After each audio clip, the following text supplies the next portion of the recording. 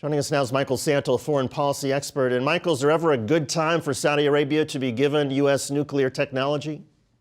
Well, possibly, if you can prevent them from obviously making nuclear weapons with it. Or I would have to add also making Iran think that they're developing nuclear weapons, because that could be another force pushing Iran to develop a legal nuclear weapons program. What do you make of the Trump administration, at least so far, not revealing the names of these 6 companies that want to be able to provide this technology to sell it to the Saudis? Well, there's not a lot of transparency in this process at this time.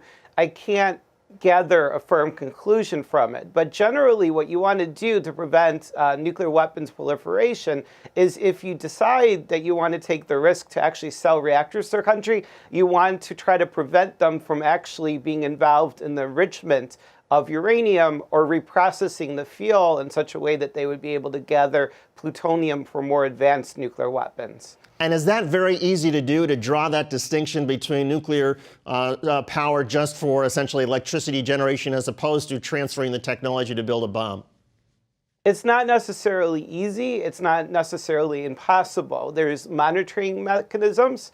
There's also just ensuring that they don't do their own enrichment, because a lot of times, and this is something we're dealing with still with Iran, the ability to enrich fuel for reactors that use more highly enriched fuel, uranium, could allow the country then to further enrich it to the point where they have weapons-grade uranium. And if they do reprocessing, then they could harvest plutonium for more advanced nuclear weapons.